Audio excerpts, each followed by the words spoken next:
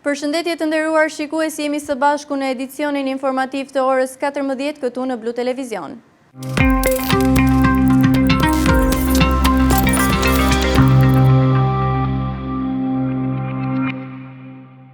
Rritet ndjeshëm numri turistëve në Vlorë, veçanërisht i atyre që zgjedhin turet me anije turistike. Edhe këtë ditë të parë të korrikut, turistë shumë nga Çekia, Polonia e Suedia janë drejtuar parkut detar të Sazan Karaburunit, dërsa shprehen të impresionuar nga bukuritë natyrore, uji kristalt dhe mikpritja shqiptare.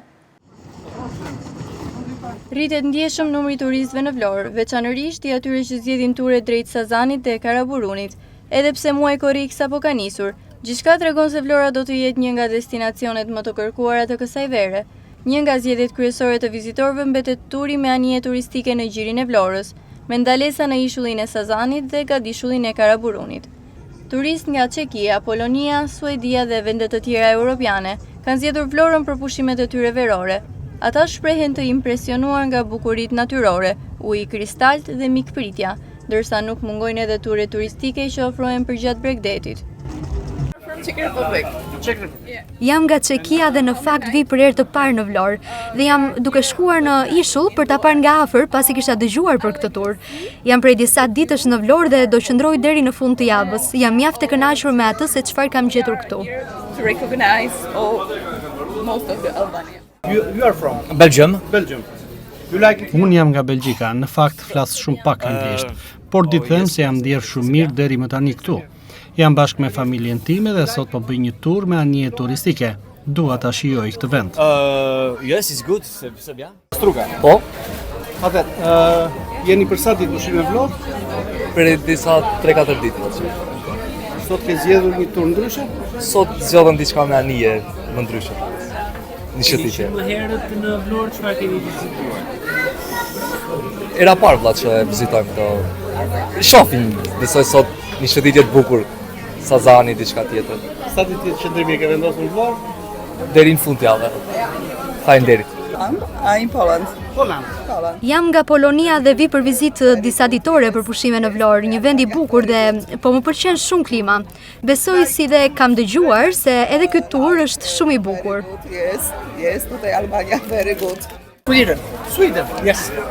Jam nga Suedia dhe vi për herë të parë në Shqipëri dhe në Vlorë. Nuk isha dëgjuar më parë për vendin tuaj, vetëm diçka për Tiranën që e vizitova pak ditë më parë sapo mbrita nga Suedia. Kam pasur thjesht disa rekomandime për ta vizituar Shqipërinë, por po e them se po më pëlqen shumë. Sot do të shkoj edhe në ishull dhe në këtë tur me anije turistike. Jam i kënaqur deri më tani. Kam gjetur një klimë të mrekullueshme, por edhe një mikpritje shumë të mirë. Po e shijoj me të vërtet. Not Vlorë, Tirana.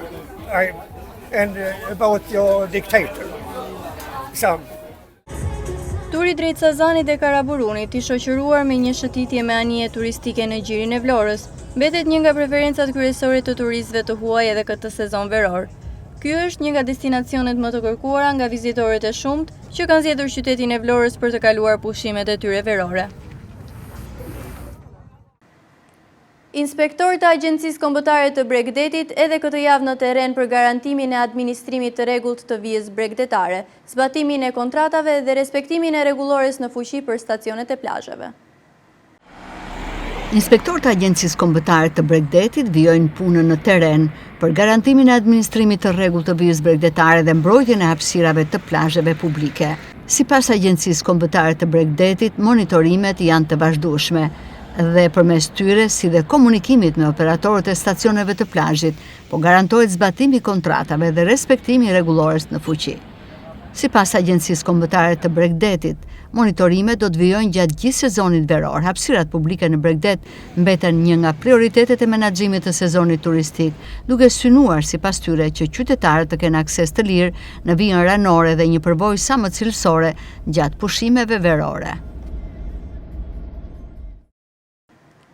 Bypassi i Vlorës vijon të plotësohet me investime mbështetëse, mes tyre edhe rehabilitimi i rrugës së fshatit Radhim. Segmenti prej 5 kilometrash është plotësisht i asfaltuar, duke lidhur bypassin me qendrën e fshatit dhe aksin bregdetar Radhim Orikum.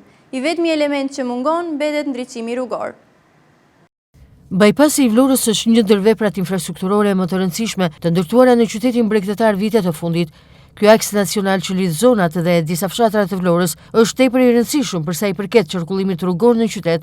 Investimi i qeverisë shqiptare dhe fundit të zhvillimit ka në përbërjen e tij edhe investime shtesë mbështetëse për funksionimin dhe mirë funksionimin e tij. Si pjesë e projektit të bypassit të Vlorës, një tjetër rrugë që është ndërtuar është ajo e fshatit të Radhim. Puna për rehabilitimin dhe asfaltimin e saj mund të cilësohet si e përfunduar në total.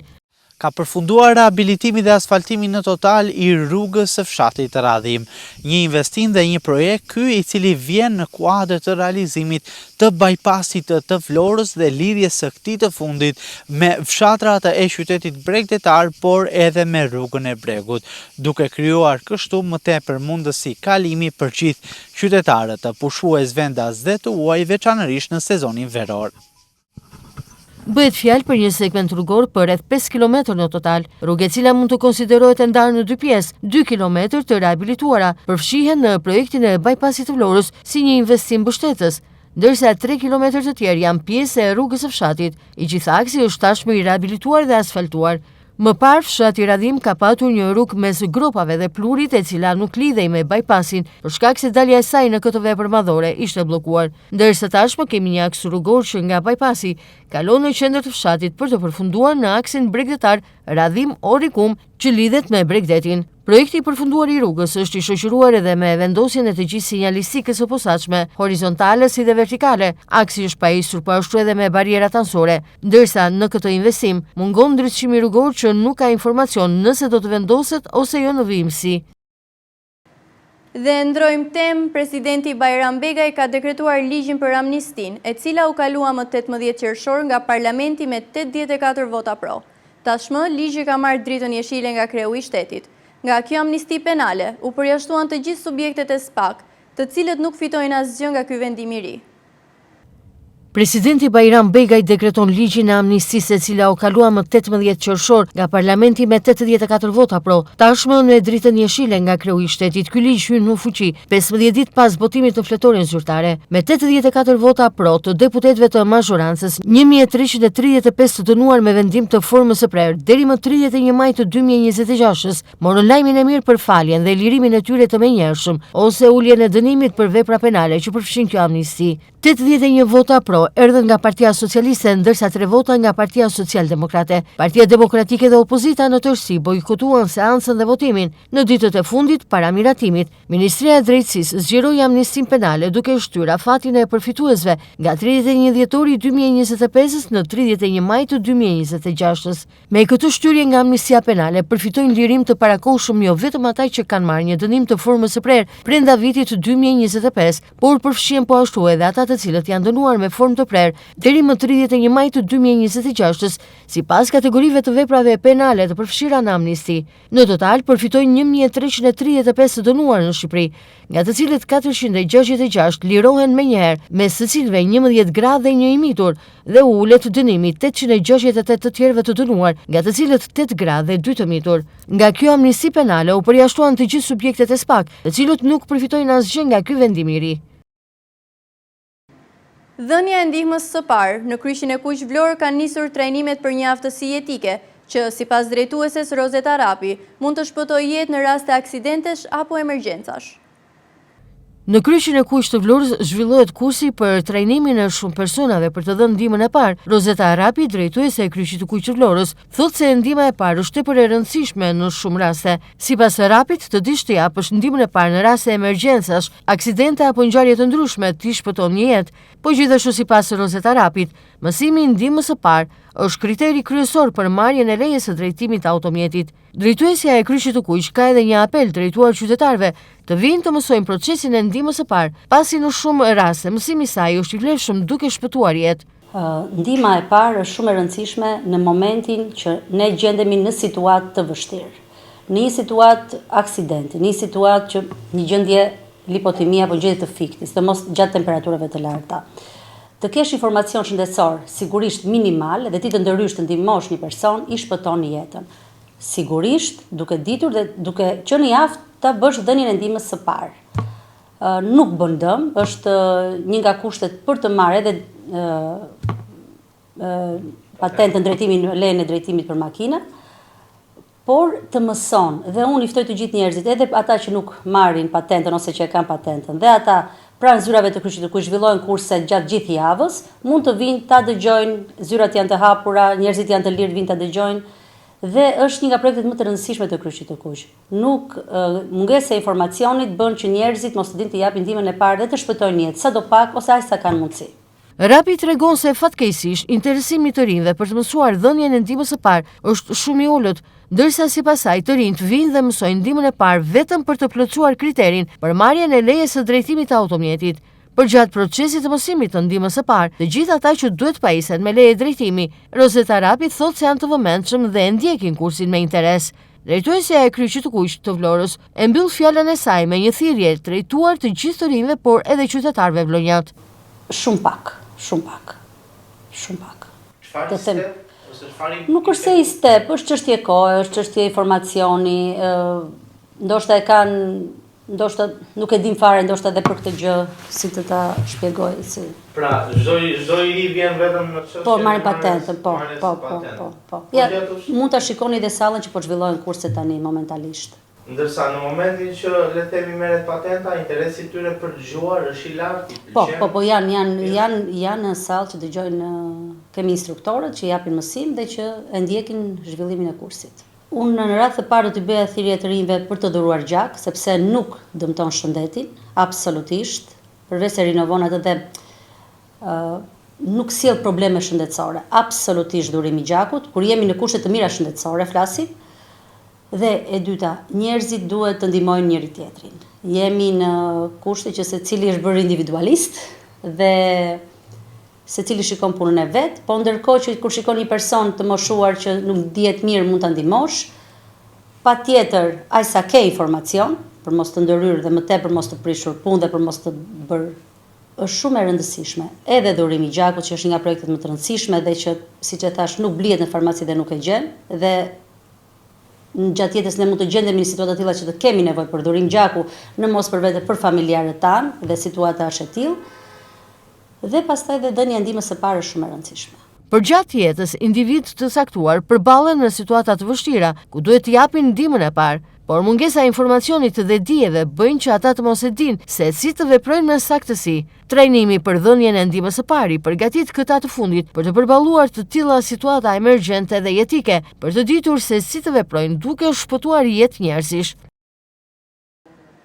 Temperaturat e larta në Vlorë janë shtuar rastet e pickimit nga insektet dhe kafshimet nga zvaranikët. Sipas mjekut të urgjencës Llambi Subashi, vetëm gjatë muajit qershor në urgjencën e Spitalit Rajonal të Vlorës janë regjistruar më shumë se 20 raste të tilla. Rritja e temperaturave ka sjellë dështimin e rasteve të pickimeve nga insektet dhe kafshimeve nga zvaranikët. Vetëm gjatë muajit qershor, në urgjencën e Spitalit Rajonal të Vlorës janë regjistruar më shumë se 20 raste të tilla. Mjeku i urgjencës Llambi Subashi konfirmon se stina e verës mbetet periudha më problematike për shkak të temperaturave të larta, të cilat favorizojnë praninë e insekteve dhe zvaranikëve. Në Bear fillojnë edhe problemet e pickimeve dhe të alergjive të ndryshme. Zakonisht nga insektet, nga bletët, nga arzat, nga merimanga, nga gjapërinjt, gjithashtu edhe nga ato të detit, do të thënë me peshku vrahi që thonë në gjuhën e popullit, nga riqnat që ka filluar tash në mal nga baktit. Rastet gjithmonë shtohen në këtë periudhë, por të gjitha rastet që kemi pasur janë stabilizuar, janë observuar gjatë në spital për 24 orë, 48 orë si pas rastit, dhe kanë dalë të qetësuar dhe të stabilizuar. Gjatë muajit qershor kanë qenë tek 20 raste, duke përfshirë komplet gjatë 24 orës. Dhe të stabilizuar, nuk kanë qenë raste problematik të cilët kanë janë shoqëruar me probleme hemodinamike. Referuar rasteve të regjistruara, mjeku Subashi shpreh se fatmirësisht të gjitha kanë qenë të menaxhueshme. Sipas tij, problematikat më të mëdha evidentohen në zonat rurale, por dhe pranë banesave ku ka bimësi dhe shkure të papastruara, të cilat krijojnë kushte të favorshme për insektet dhe zvaranikët. Gjithmonë në vendet rurale dhe sidomos janë në male ndodh, por kanë filluar të zbresë edhe më poshtë. Pse? Sepse nuk bëhet pastrimi i ullishteve, nuk bëhet pastrimi i ambienteve rreth shtëpisë, dhe prandaj dhe gjithmonë zvaranikat afrohen gjithmonë sa më afër për të ushqyer më shumë dhe për të pirë ujë edhe kështu. Në rastin e parë duhet të drejtohen urgjencës apo jo? Pikërisht gjithë rastet këtu vinë. Dhe këtu bëhet triazhimi dhe shikohen rastet imtësisht dhe pyeten mirë të sëmurët ose pacientët për çfarë lloji gjapri ka qenë që ka kafshuar, se gjithmonë themi për kafshim gjaprinç, jo pickim, pickojnë bletët, pickojnë insektet, edhe koha nga momenti i kafshimit nga gjapri ose pickimit nga bletët ose insektet e ndryshme. Edhe periudha në vijim pritet të mbetet problematike sa i përket pickimeve dhe kafshimeve nga insektet apo zvaranikët. Bluzat e bardha u bëjnë thirrje qytetarëve të tregojnë kujdes maksimal dhe në rast pickimi ose kafshimi t'i drejtohen sa më shpejt urgjencës së spitalit për të marrë ndihmën e nevojshme mjekësore. Dhe kalojmë në informacione nga bota. Fondi i Kombeve të Bashkuara për Fëmijët thotë se fëmijët po përdorin teknologjitë e inteligjencës artificiale me ritme më shumë se 3 herë më të shpejta se të rriturit. Sipas UNICEF, inteligjenca artificiale po formëson fëmijërinë në mbar botën, për mirë dhe për keq. Fondi i Kombeve të Bashkuara për Fëmijët ka dhënë alarmin se fëmijët po përdorin teknologjitë e inteligjencës artificiale me ritme më shumë se 3 herë më të shpejta se të rriturit, duke u bazuar në të dhëna të reja nga 10 vende. Inteligjenca artificiale është këtu, ajo është një pjesë në rritje e jetës së të gjithëve, e tashmë po formëson fëmijërinë në mbar botën për mirë dhe për keq, tha UNICEF në një deklaratë zyrtare përpara dialogut të parë global mbi qeverisjen e inteligjencës artificiale. Agjencia vlerësoi se të paktën 20 milion fëmijë kanë përdorur inteligjencën artificiale, ndërsa mbi 2 milion të tjerë ose 1 në 10 kanë thënë se i drejtohen asaj për këshilla për gjërat që i shqetësojnë. Rreth 13 milion fëmijë kanë thënë se përdorin inteligjencën artificiale për të mbështetur mësimin dhe detyrat e shtëpisë. Fëmijët janë më të ekspozuar ndaj sistemeve të inteligjencës artificiale, përfshirë mënyrën se si ato janë dizenjuar, modelet e tyre të biznesit e si përdoren të dhënat e tyre, por kanë shumë pak fuqi për t'i shmangur ato ose sfiduar, thuhet në deklaratë, duke shtuar se fëmijët i ndjejnë të parët efektet e mungesës së qeverisjes së duhur dhe të jetojnë më gjatë me pasojat. UNICEF tha se 1/3 e fëmijëve në 10 vendet e anketuara kanë shprehur shqetësimin se inteligjenca artificiale mund të përdoret për mashtrime dhe dezinformim, ndërsa 1/4 kanë patur frikë se imazhet apo videot e tyre mund të manipulohen në forma seksuale të re me deepfake. Shumë sisteme po u arrin fëmijëve pa masa mbrojtëse, sigurie, në dukje është një mendim i mëvonshëm, tha agjencia. UNICEF u bëri thirrje qeverie, sektorit privat dhe partnerëve që të përfshin të drejtat e fëmijëve në qeverisjen globale të inteligjencës artificiale, duke përfshirë investime në kërkime për rreziqet e kësaj inteligjence për fëmijët, forcimin e ligjeve kundër shfrytëzimit seksual të mundësuar nga inteligjenca artificiale, sigurimin e dizajnit të sigurt dhe transparent, rritjen e njohurive digjitale si dhe ngushtimin e hendekut digital. Ky është një moment vendimtar. Zgjedhjet që bëhen tani për inteligjencën artificiale do të formësojnë sigurinë, privatësinë, mirëqenien dhe mundësitë e barabarta të fëmijëve për dekadat me radhë, tha UNICEF. Kemi mbërritur kështu në fund të këtij edicioni informativ. Faleminderit për vëmendjen dhe bashkë mirupafshim.